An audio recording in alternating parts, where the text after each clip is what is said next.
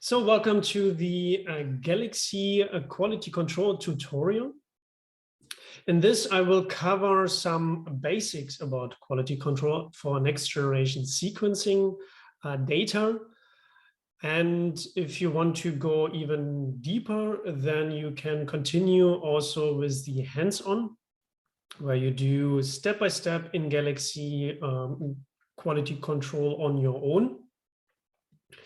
In this tutorial, it is a recommendation, and it may be wise to first of all go and see the introduction to Galaxy analysis to get an idea about Galaxy, how to use it, and how to operate in Galaxy, if you not already have done it. If you already have done it, then this tutorial is a really good step forward to improve your Galaxy skills and also additionally learn about next generation sequencing data analysis. The questions which we want to answer here is how to control quality of next generation sequencing data. What are kind of key quality parameters which you have to check? And if you see that there are breaches in these key quality parameters, how can I then improve the data quality? So again, this is kind of a basic course. It will not go deeply into these steps, but Galaxy provides tons of tutorials. So if you want to go then further into some of the topics, feel free to explore the Galaxy training network and find out how to improve your data.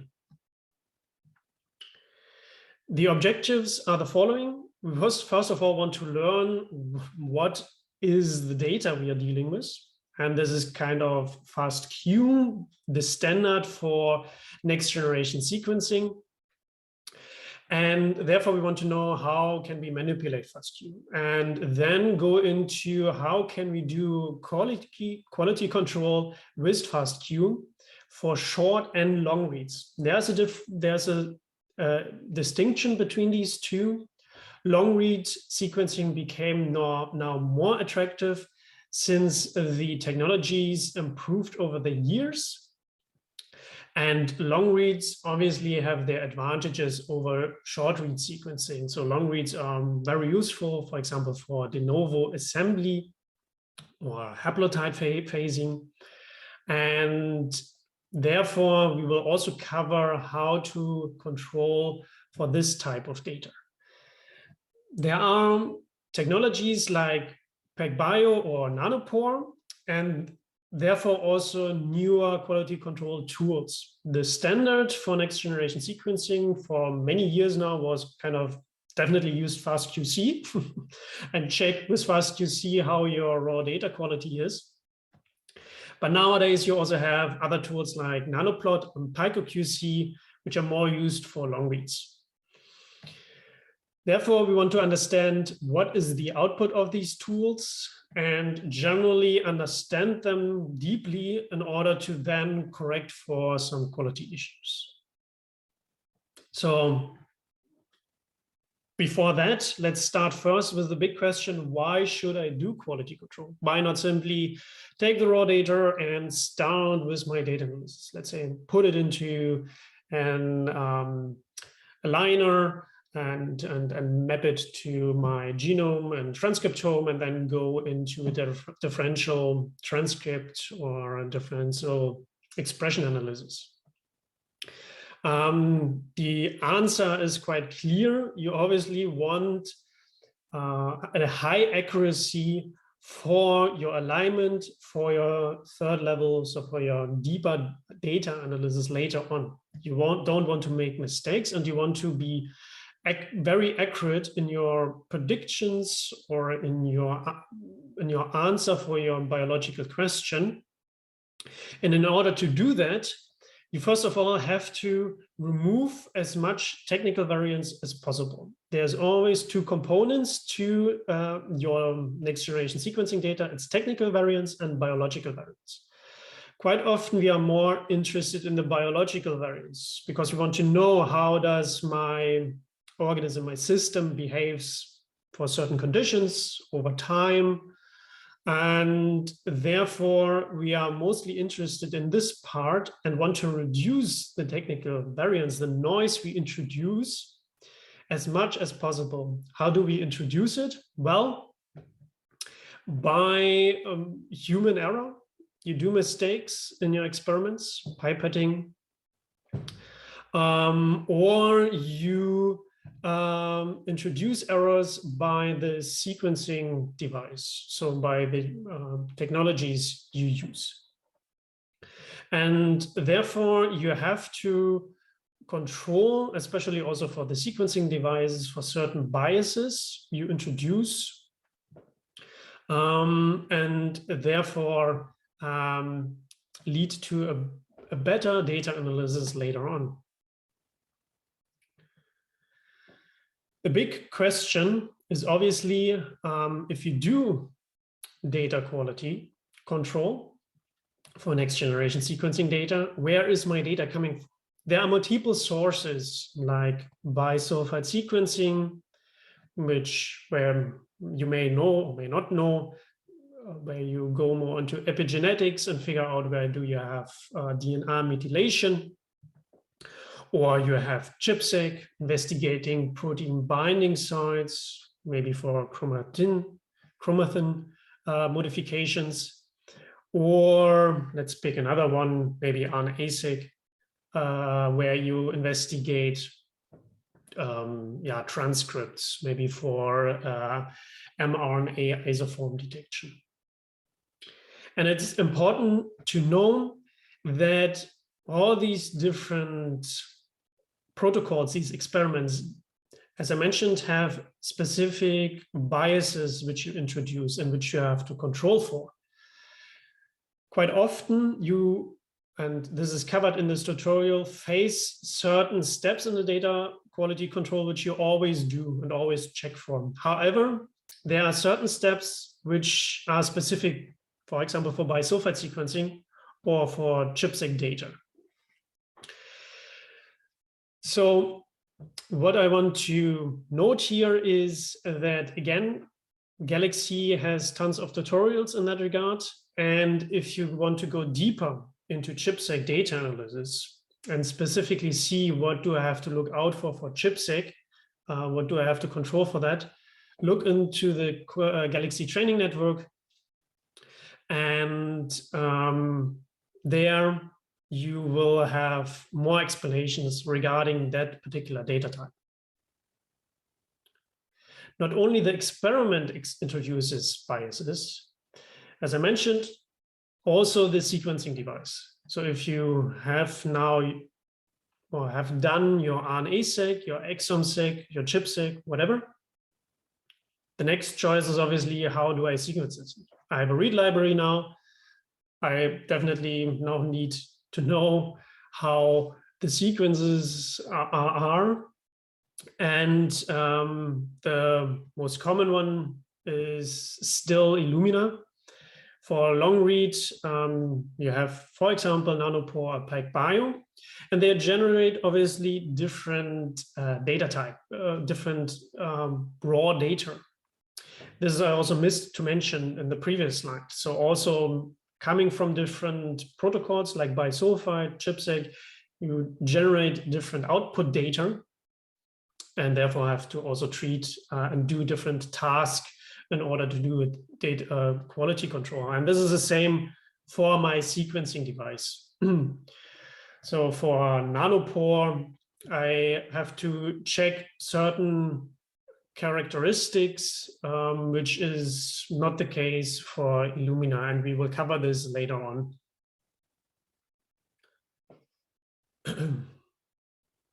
So let's come to the standard format of next generation sequencing data. And this is faster. I told you that actually it is FastQ. I have not lied. It will come in a second. The predecessor is the faster format. And bear with me, short patience, it's actually very straightforward. So it always has 2 lines per read, or 2 lines per sequence. So it starts with this greater sign, then comes the read identifier, and behind that sometimes some comments, and then the sequence itself. So all these X's here can be now, so one X could be A, T, G, or C.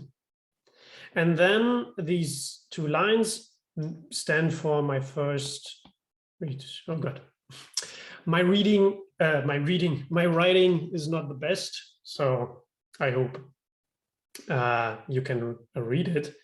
And then for my second read follows the other 2 lines. So this is my second read here, and so on. FASTQ is not much different and not much more complicated. It starts with an @ sign here, followed by, again, the read identifier, the read sequence, and then additional third line where you quite often see such only a plus sign, which is a placeholder. Sometimes it holds additional information. The line is actually not that important. Sometimes you find the name of the organism or the biological replicate. Does not really matter for quality control purposes. The fourth line, however, is more important, which is the quality string. And therefore comes the FASTQ, stands for quality. And so these 4 line instead of 2 now, so we have 4, is now my read 1, and followed by another 4 lines for read, oh God, cannot write anymore, read 2. So what does this quality string now mean? Well, basically, let's say if I here have, where do I write? Maybe here in the beginning, an A as a nucleotide, then this Q gives me the probability, or better to say, it gives me the accuracy of this nucleotide. So meaning it gives me the probability that this nucleotide is really this A. And how does this character Q now translate into quality measurement? Well, you therefore encode it in something called the Phred quality score. And this you can see here in the table means, let's say my A has the probability that this base call was wrong of 10%. So my probability is 0.1. Then I have a base call accuracy of 90%. So 90% accuracy means the probability, I have 90% probability that this A is correct. And in order to get now the Phred score here on the left side, what you most commonly do is the following transformation: -10 log 10 p. So if you would calculate it now, we calculate -10 log 10 0.1. That is then -1. So -1 times -10 equals 10. And therefore, a Phred score quality of 10 means 90% base call accuracy, or 10% probability that this A is wrong. And it should not be an A, it should be maybe a T, a G, or a C, or something else, which I will cover later. And so if the Phred score quality increases, so let's say I have 20, Q20, then I have a base call accuracy of 99%. So just 1% chance that this base call is actually wrong. And so if I do the sequencing over and over again, this particular sequence for this particular nucleotide, then I would have 1 in 100 chance that this is not an A. So only one sequence, this A is actually incorrect and should be something else. How is the base or this base call and the probability generated and calculated? Well, the sequencing devices always have base calling algorithms. For nanopore, for example, you have Guppy, and the base calling algorithm produces, or well, gives you the sequence and also the base call accuracy. It is important to note here that the transformation of -10 log 10p is not always the same for all of the sequencing devices or technologies. So for example, for Solexa or nanopore was shown also in the literature, does not follow this -10 log p. And if you ever want to investigate, which you can see here on the x-axis, the probability of misidentification in accordance to the quality score, then you have to make sure that you follow the underlying quality score function. What is actually, or not what, but how is actually now the number which we have, like 2010, so Q10 or Q20, now translated into character. You saw you had a lot of Qs, but actually it's not always a Q, it's also different characters. How is this now translated? Because we want to have a quality string, right? We don't want to have numbers. And therefore, you use the ASCII code. If you're not so familiar with ASCII code, to wrap it up very shortly, every character on your computer, like A, B, C, D, E, F, G, or 1, 2, 3, or the @ stands actually on your computer for a number, because the computer does not understand letters or characters. And this we can use. We simply use the ASCII code and transform the number of our thread score into a character based on this ASCII code. And as you can see here from this picture, it's again very important that you know from which sequence device it comes from and which version. So even here, as you can see, the version number is very important. So between Illumina 1.3, 1.5, and 1.8, the default starting point was changed over time.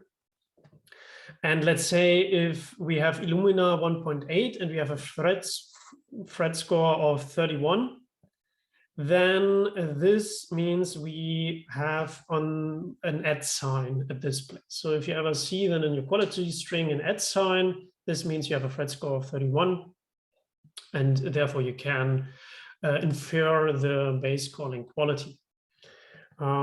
Important to note here, for example, PacBio uses the full range of thread scores and ASCII code, so from 0 to 93, because you have long read sequencing, and PacBio is very accurate, so it needs the full range.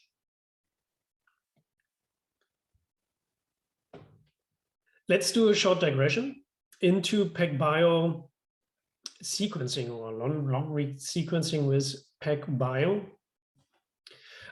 Because you get from PacBio 2 different output files. And it's maybe important to note, because you can apply quality control to these 2 output files.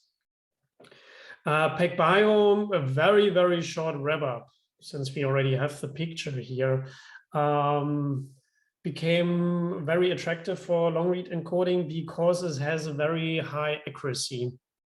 What it does, it generates this circular DNA or RNA, so circular read, where your DNA polymerase then attaches to, and then it goes over your DNA and RNA and always, and then replicates your DNA or RNA. So it always then generates snapshots of this circular read or circular sequence over time. It does it very fast, And the machine can only capture always a certain specific part of the process. And therefore, what you get is like small snippets. And these snippets are called continuous long reads. What PacBio then does is, in order to generate long reads or so-called hi-fi reads, high fidelity reads, these are the ones which I'm talking about, the circular consensus sequencing mode, is that it will look at the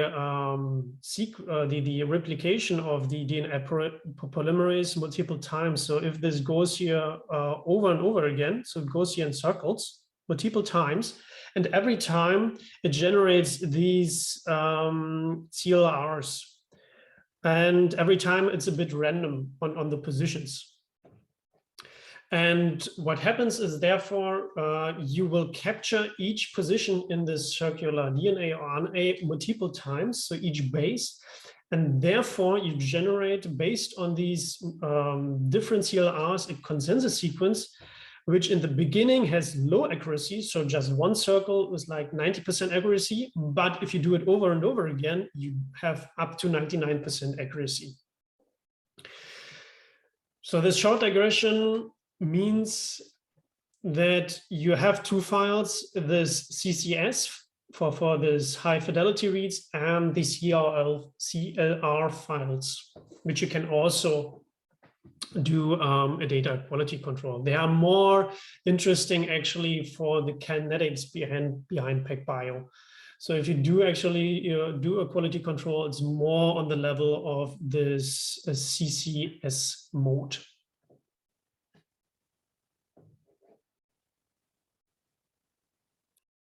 So let's come to the more practical aspects, and that is identifying potential quality issues.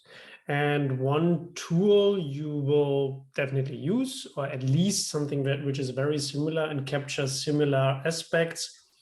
So this tool is called FastQC. And this you can use for short and long read NGS data. And FastQC takes in FastQ data, obviously, and you can apply it on different steps. So not only would I recommend to do it for the raw data, but also for intermediate steps. So for the trimming, which I will briefly mention here, and also after alignment, sometimes it's interesting to see, or deduplication definitely, if you want to remove PCR duplicates, to check with FastQC again. FastQC gives you more or less two files. There's this HTML report, which we will discuss, and another TXT, I think, format file, which holds the raw data, which is not so important right now. For demonstration purposes, we obviously explain the HTML report, and the report has two parts. So if you open it up, it greets you with the summary here, and then the middle part, which lists from all the quality measurements and the plots. So this is basically linked to the middle part here. And from there, from the summary, you can immediately see if you have a quality breach, which has this warning sign here, this red one, or if your data passes a quality test, which is this check mark. There's also another one which you may see in the later on or in the hands-on.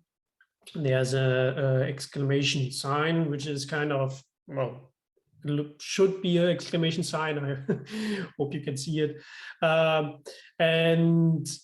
It says, well, there's not a quality breach, but you should maybe look into it and see. So maybe the quality is not that good or something is up. So it doesn't mean that your data is immediately bad.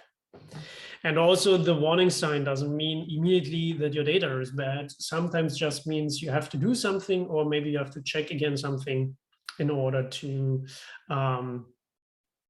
to improve your data. So the first thing which you will see is the basic statistics. It's just a table giving you the file name, the file type, the encoding, which is very useful if you ever use data which you have not produced yourself, so maybe from a public repository.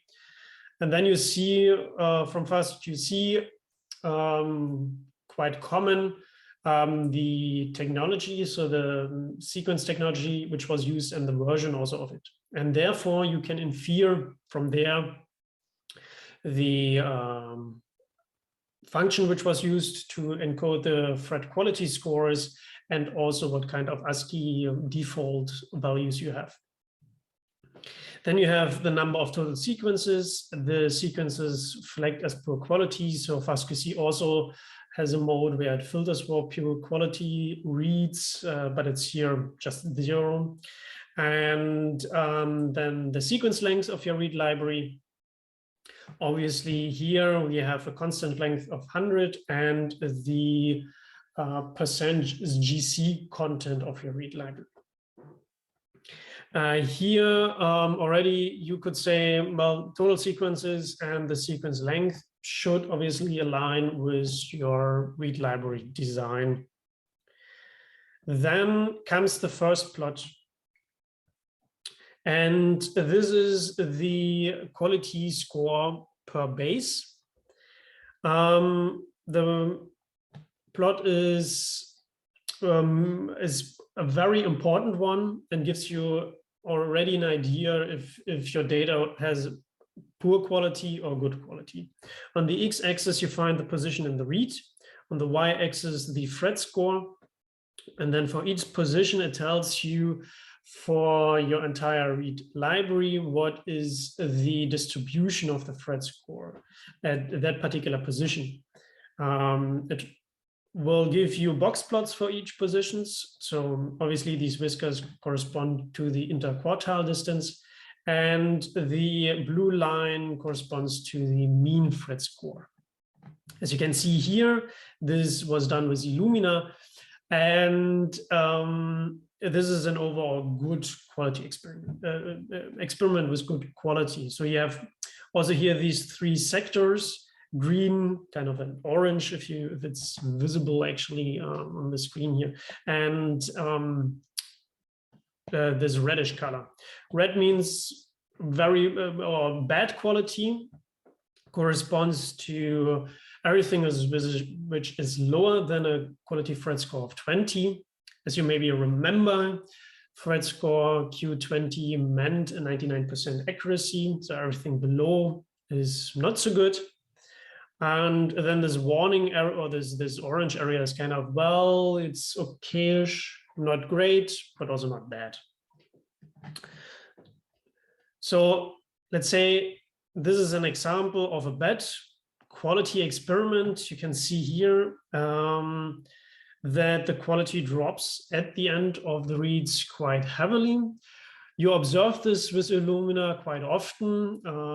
This has something to do with Illumina sequencing. I don't want to go too much in the details there. But what you can do at this point, if you see this, is quality trimming. So you would use a tool called Cut Adapt or Trim Galore, which helps you to trim off these bad quality bases for those reads, and therefore shrinks obviously the reads. Well, you lose information, but at the end you end up with reads where you can be highly accurate, and therefore these are more useful for an alignment, for example. In Nanopore, this plot or this checkup will probably show you an error or quality breach, but this has something to do that Nanopore has high error rate. Right now, you have thread scores between 10 to 14. There comes a new chemistry in 2020, or they came on new chemistry was 2021. So the thread scores should be now a bit better, so up to 20 actually.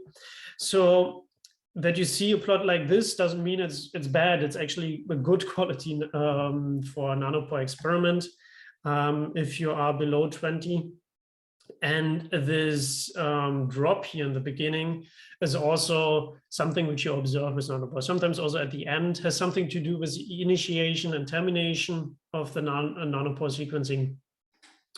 And therefore also requires sometimes some quality trimming. What is definitely observable is here on the x-axis that the reads are way, way longer. Well, we deal with long read sequencing.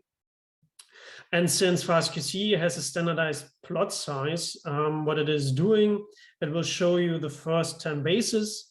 And then, and that's why these weird numbers here, it will bin the positions, so a range of positions into one bin, into one box plot. And that's why you have this 6,000 to 8,000. PacBio, Hi-Fi here is an example of a good quality experiment. What is two things to note? The range of the Phred scores is different. Maybe you already saw it with the nanopore. So with PacBio is more obvious. So you have here from 0 to 93, as you may remember from the slide where I talked about the ASCII encoding. Again, PacBio has higher accuracy. The range, therefore, requires more Phred quality score values. And you see again here this, because long read sequencing, these higher ranges of read length. So yeah, generally overall good quality for PacBio here, and you probably would not need to do anything. Then you may remember that I also said PacBio has also these CLR files. And if you ever would put this into FastQC, then you get this kind of a plot. This has something to do with the fact that the CLRs contain as quality strings all exclamation marks, which correspond to a Phred score of 0. And this is why I meant they are not so useful for quality control, more for other stuff. Then comes the per sequence quality plot. It's kind of similar to the previous one, which we now had, the per, what was it called? Per base quality score plot. Always forget the name. However, now instead of per position, we have here now the distribution of the Phred quality scores in regards to the number of reads with that average quality score. And for Illumina, well, what you would expect is like a high peak, at least for a good quality experiment, high peak around 30. And with PacBio, you would expect, well, around the 90, more than 93. And I have to check here right now. Yeah, around 90. And with nanopore, definitely around 10, more than 10, if it's a good quality experiment.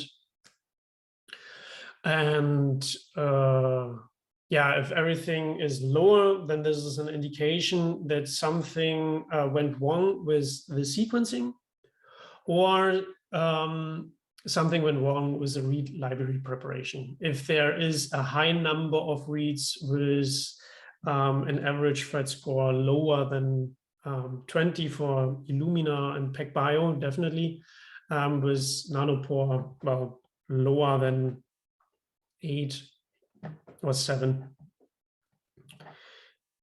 Next comes the per tile quality plot. This is specific for Illumina. And you need a bit of knowledge about Illumina sequencing to understand this, kind of to deeply understand it, so to say. But what it tells you is here on the x-axis is the position on the read, which we also had in the first plot. And then kind of the lane of the Illumina flow cell. So Illumina has flow cells. Each flow cell has a particular number of lanes, and each lane has a tile. And so what it shows you is kind of this sequencing over time. And this is kind of a cold to hot encoding. Cold means a bluish color is good quality, hot reddish color, bad quality. And what you want to see as well, that everything is kind of blue, that would be ideal. But if you see something reddish, that is an indication that something definitely went wrong with the Illumina sequencing. And this could be, for example, that somebody pipetted in air bubbles into the flow cell. And if you, for example, see it for one lane, then in this one lane, there was this big air bubble, and the sequence, well, probably you have then also bad quality in your sequences. Then you have the per base sequence content. This shows you, again, per position in the read, the fraction of reads with T, C, A, or G at that particular position. What you would kind of expect is that you see a uniform distribution for each of the nucleotides. But sometimes you see something like this here, that you have well, these fluctuations in there in the beginning. And doesn't mean that something went wrong with your experiment. Could be an indication of a particular bias of your experiment. For example, at a CSEC, you see it, the transposase or some enzymes have some specific nucleotide biases, which you can see then here. However, it is also kind of an indication of either bias fragmentation or some adapter contamination or an aggressive adapter trimming. So there comes a bit, again, more the detective work. And if you don't expect this, because it's not expected from the experiment that this has a nucleotide bias, then it is wise to investigate and see if this has maybe something to do with a particular enzyme, with your fragmentation, or if there are still adapters in your data. Then you have the per sequence GC content. Here on the x-axis is the well, percent GC content, on the y-axis the number of reads with that GC content.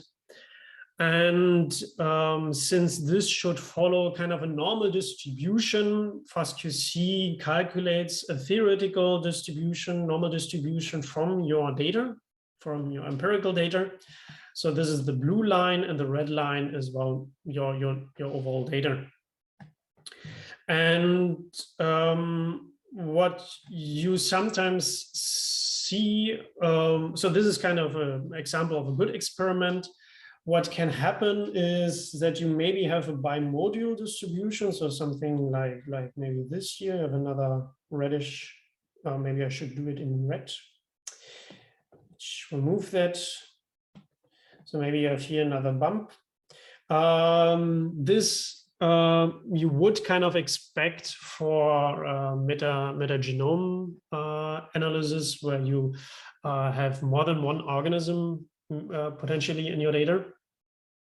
However, if you see, maybe my bump was now here a bit extreme, but if you don't expect this, this is an indication of a contamination. So if you, for example, sequenced a prokaryote and you see a bump, a second bump there, then maybe you contaminated with human DNA or with some other organism. What you contamination doesn't necessarily mean there's a second bump. Sometimes the distribution is also generally just a bit broader, maybe something like this, also an indication of a contamination.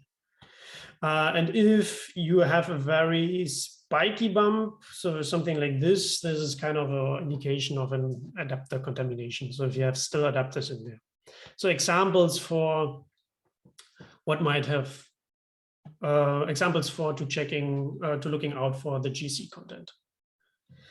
Then you have the per base N content, gives you here on the position in the read, again, so again, position on the read here on the x-axis, and then on the y-axis, the fraction of the reads with N at that position. What does now the N means? The base calling algorithm does mistakes, as we learned, and sometimes it cannot really clearly say if it's an A, T, G, or C. If that is the case, then it replaces with a default or with a placeholder character, which is an N. And so this N is an indication for a bad base calling. So what you sometimes expect is maybe a few N's here and there. This is natural to happen. However, this is an example of a bad quality experiment. We have a lot of these N's, so there was probably a problem with the sequencing. For example, if you have done Illumina and you compare it with your per tile plot and you see there's a red stripe, then obviously there went something wrong with the sequencing, maybe an air bubble. Then you have the sequence length distribution. On the x-axis, the sequence length, on the y-axis, the number of reads with that sequence length. And well, this is also kind of straightforward for Illumina sequencing. Quite often it's a constant length. So it's obviously worth to check and to see if this corresponds to your read library, to your library design. It can obviously here also vary, doesn't have to be constant. So this triangle means a constant value. So all the reads have here 75. It doesn't have to be that way. If you do FastQC, for example, after adapter trimming, obviously or quality trimming, all the reads have different length, and therefore you have a read length, more kind of a distribution. What else could there be? Well, if there is some enzyme which you use for digration of your reads, and this was not properly stopped, then maybe your reads have also different length, and then you see more of a redistribution than a constant length. It could also be the case. For PacBio and Nanopore, this is definitely a redistribution because all your sequences have not a constant length. And well, what you want to see is definitely a huge number of sequences that have a high sequence length here, and which also correspond to your fragment size.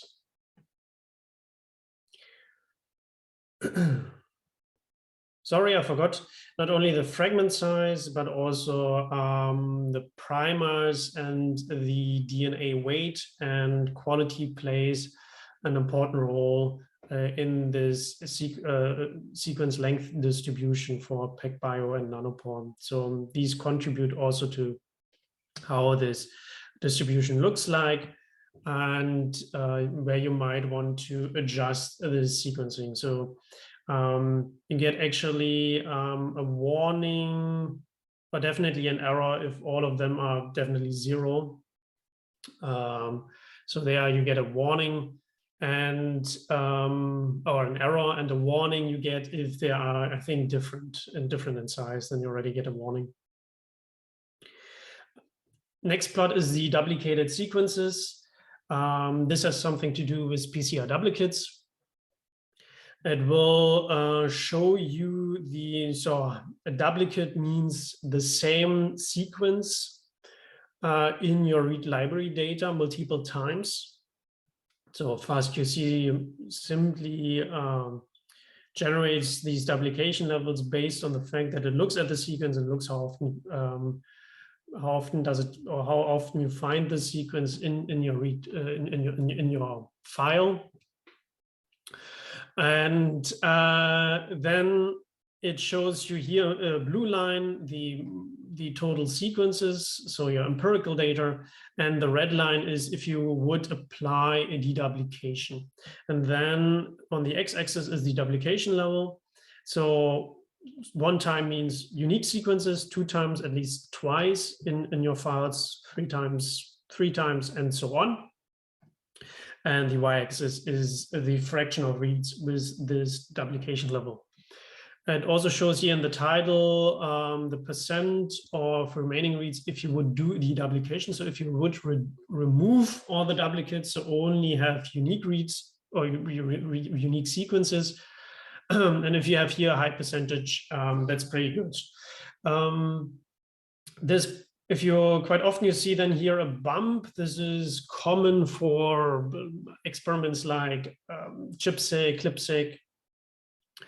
And there's always the question if you should do a deduplication.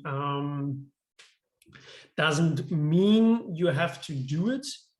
Quite often what people using, if they expect PCR or high rate PCR duplicates and they want to remove this bias, then they introduce unique molecular identifiers into the reads, and these can be used then for deduplication, so removing the duplicates. But if you should do a deduplication is not a straightforward answer, because sometimes it actually disrupts also your data.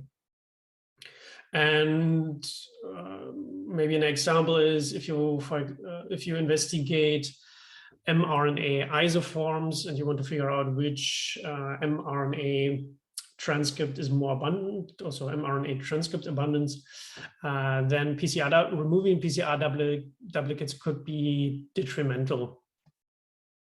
We are almost at the end. There is left the adapter contamination plot. It shows you on the x-axis the position in the read, on the y-axis kind of the cumulative fraction or cumulative percentage of reads having at that particular position the adapter sequence. So first you see checks for common adapter sequences like the Illumina universal adapter.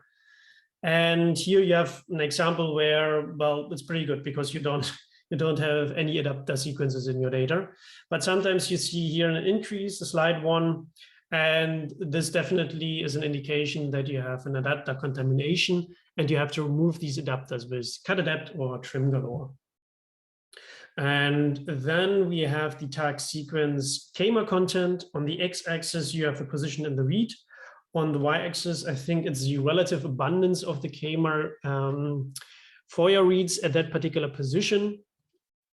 And so it basically tells you and lists you the 6 or 7 most common KMAs in your read library, and is an indication, again, if you have adapter contamination or if you have maybe repetitive regions, or if you have a particular sequence bias in your data, then you can find sometimes these KMA contents.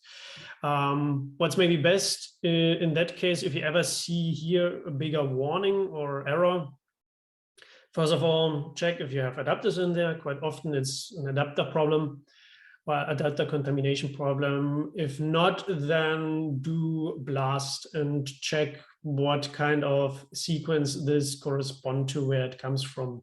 Maybe is a contamination from contamination from human or something, like mixture of some organisms. So check with blast. Okay, let's come to the second tool, the nanoplot, which you mainly use for long reads. So for nanopore or PacBio data, what you read it with is, and here's an example with PacBio data, is first, like in first you see the summary statistics. So again, a table, beautiful. And the table summarizes some key aspects, like mean read length, and also the median of it. Same for quality, so mean read quality, median read quality, number of reads, read length, N50. If you don't know what N50 is, maybe look it up. The explanation is better understandable with an example. But what it basically, or this measurement is saying, where the center of the, or gives you the value of the center of the cumulative read length distribution. You see that in a moment again. Standard deviation of the read length, total number of bases sequenced, and then the total number of reads with equality bigger than this Phred score threshold here. So again, gives you an idea how well the quality is for PacBio, well, 30, a bit lower, but still quite good for a PacBio experiment. And well, we can assume like 50 KB from a PacBio. That's a pretty good read length distribution if you have lots of values in that area. And then you have a plot for read length versus read quality scores to see if you have some biases in the read length versus read quality. X-axis read length, Y-axis average read quality. Each dot stands for a read. And here you find the distributions for the individual axes. There are no dots below 20 because the PacBio Hi-Fi reads the minimum Q-score is fixed to 20. That's why you don't have below 20 any dots. And again, so if you see some particular drops here, indication of read length bias. Then the read length histogram, it's in correspondence to what you have already seen for FastQC. Here is again what I meant with the center of the read length distribution, which, so here you have the x-axis, the read length, and y-axis the number of reads. And you would expect a normal distribution, again, around about 50 KB. And last but not least is the run yield by length. So you have, again, the read length on the x-axis and on the y-axis cumulative yield for minimal read length. And well, you would expect that around about 10 KB the yield drops at some point, so longer reads are not that much covered. And what I have not mentioned is also that the y-axis is here scaled according to the quantity, obviously, of the data. And again, gives you an idea if you have some problems with the sequencing there regarding the read length. Okay, the last tool which we will cover is PyCoQC, quality control tool for nanopore sequencing data. And the first thing you can expect is the basic summary, so some tables again. You find in there some statistics, for example, the run duration, so this sequencing ran for more than a day. The active channels are quite useful to inspect because you can reuse the flow cells for nanopore sequencing.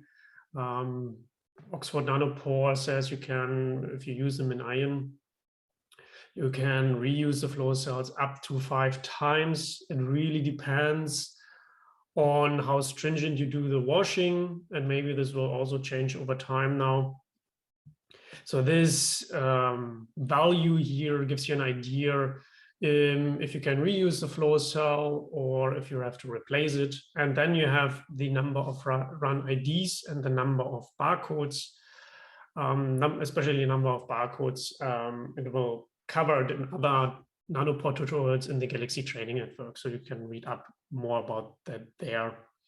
Then you have number of reads sequenced and also the basis. So generally statistics about the output of the sequencing run, the N50 and the median read length, which we cover in a moment again, and then the median thread score. Again, we will cover that in a moment. And so you immediately catch a glimpse about the overall performance of the experiment and the sequencing run. And then you have the distribution of the base chord length here on the x-axis. On the y-axis, the read density. So it's again the read length distribution, which we already covered in FastQC. And you expect again a normal distribution. Maybe you see a little bump for shorter reads, but overall you should have reads which are a bit longer, obviously, because it's long read sequencing. And so everything a bit lower would indicate that there was a problem with the nanopore sequencing. And then you also have the distribution of the thread quality scores. So again, like in what we have seen in FastQC, you saw it already from the basic statistics. So the mean, or was it the median? The median thread score quality was around 10, which you would kind of expect. This will probably improve over time. So with new chemistry of nanopore, or chemistries of nanopore, and with also an improvement in the base callers. I think for this example, albacore was used, which performs a bit worse than nowadays Guppy. And yeah, again, so here on the x-axis read quality scores, y-axis read so the density. So this is kind of a good example. 7 to 8 is okay-ish. If it's lower, then definitely bad quality experiment. And here you can see a bit more in depth the relation of on the x-axis the length, read length versus the quality scores on the y-axis. With so the colors are from low density, so light reddish, to high density, a bit darker red color. And the X marks the median. You wouldn't expect a big correlation or relationship between them. Sometimes you see some clouds, especially for shorter reads, that they have low quality. This is what you might see.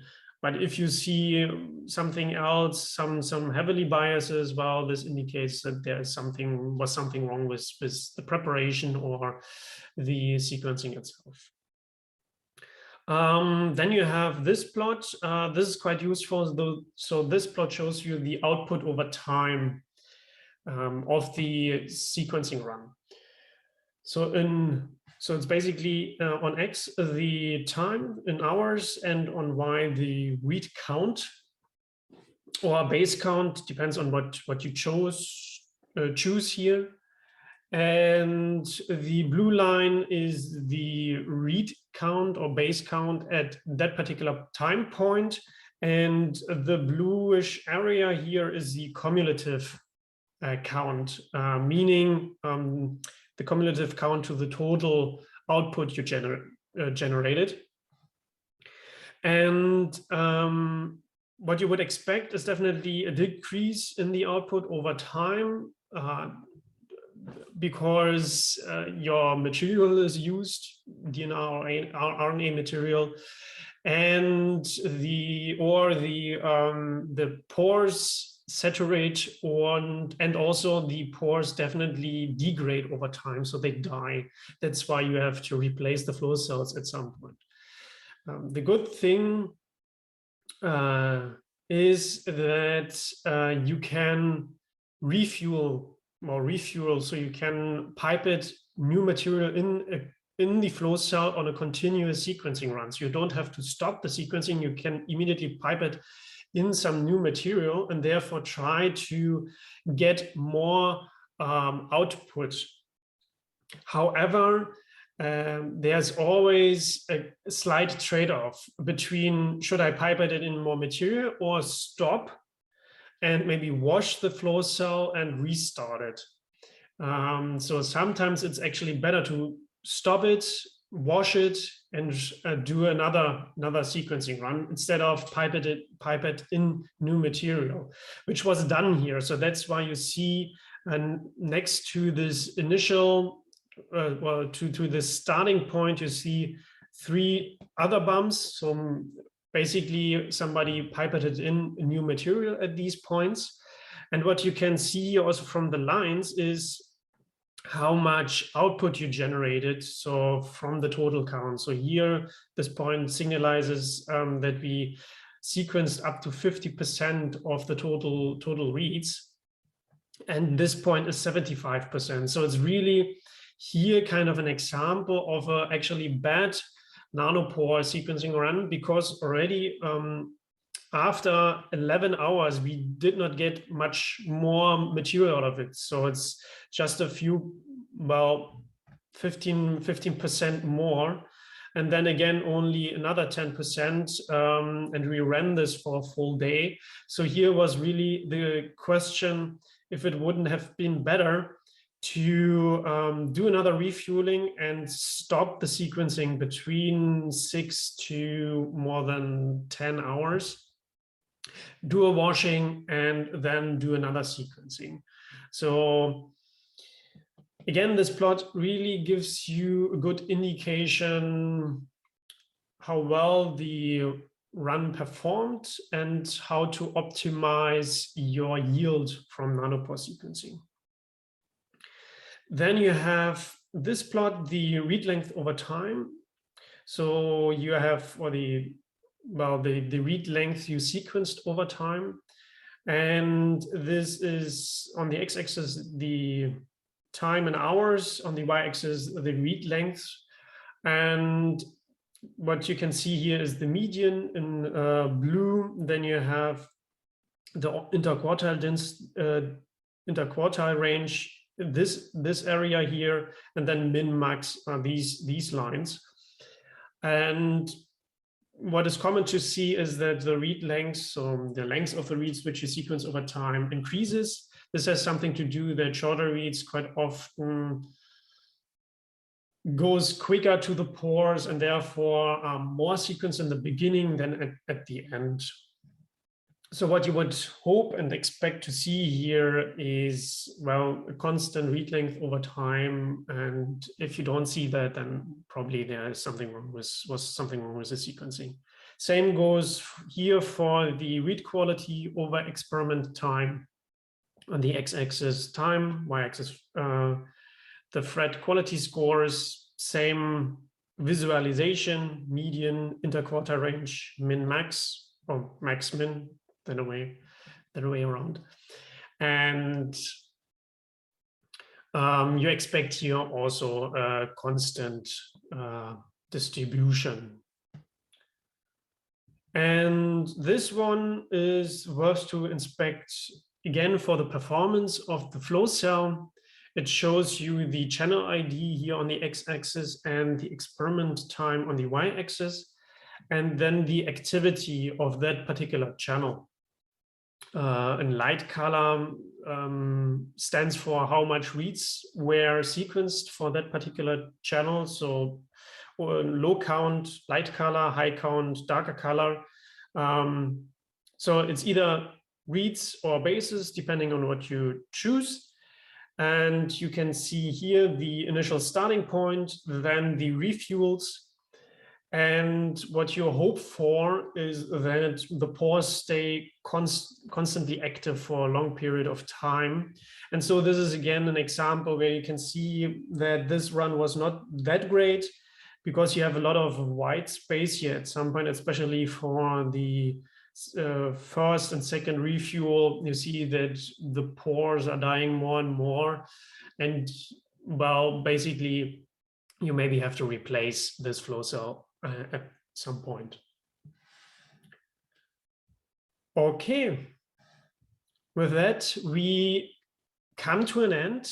A few more words to how to improve the quality of the sequences. I already mentioned a few steps you can do, and maybe to repeat it. So first of all, you can filter your sequences. And I mentioned this maybe already a couple of times. So if you see that reads have generally low mean quality scores, you obviously can filter for them, depending on how much are there. If there are a lot, well, basically, probably then you have to redo the sequencing. But generally what is done, that you filter out reads which have a very low mean quality score. And sometimes what you also do is that you filter for reads which are too small. This heavily depends on what you have done as an experiment. Sometimes you really need short sequences, so be careful to choose the right threshold there. But especially after you have done also the quality and adapter trimming, it is worth to check if the reads are too small, to do then an assembly or a mapping, because the smaller the read, the harder you find the correct placement, especially for the mapping in your to your genome or transcriptome. And quite often what is then done is you remove reads which are way too small to do the mapping correctly. I also mentioned that you maybe remove reads which have too many n bases, and also, but this is highly discussed, maybe remove reads with based on their GC content. Maybe an indication of reads which are comes from contamination, but sometimes you do also this GC content correction. However, I have to point out this is highly discussed. So sometimes you see this as a recommendation for ChIP-seq data or some other data types. But this heavily depends on your biological question. For ChIP-seq, really look into the protein you investigate and ask the right question and see if this really helps with your data. What you can also do is, again, this deduplication, removing PCR duplicates, another example of filtering sequences. But again, I also mentioned this. Be careful. It is not always a standard. Then you have cutting, trimming sequences. Again, for low quality scores, at the end, it's often done. And also for adapters. So if you see that there is adapter contamination, what you will often do is remove them. So you have to do a cutting and trimming with tools like CutAdapt or TrimGalore. And then we are at the end. So the key points we covered in this tutorial, and I hope you learned from this tutorial, is how to run a quality control. It's not that difficult to apply these tools. And maybe you got an overall idea what to look for which quality parameters you look for, into, and yeah, which you check. And an important point which I want to also again stress out is that you do these quality control steps not only in the beginning for the raw data quality, but also intermediate. So especially after quality or adapter trimming, please do it again and check if the adapters are removed, and also what happened with the quality trimming. Are the reads maybe too small? I mean, too short? And also at various other points, PCR duplication, always check the quality. And for specific experimental setups, there are also specific quality controls, and they will be covered in other Galaxy training materials. So let's say you want to do a ChIP-seq experiment, look into the Galaxy training network. There you will find more explanations and for doing the data analysis. And with that, I thank you very, very much for your attention. I hope you learned a lot. And I thank also, again, the Galaxy training network, to all these people contributing. And if you are also interested in helping, then you are welcome to connect with us and stay in connection over the channels we have established in the Galaxy community. Okay, thank you very much and have a wonderful day. Bye-bye.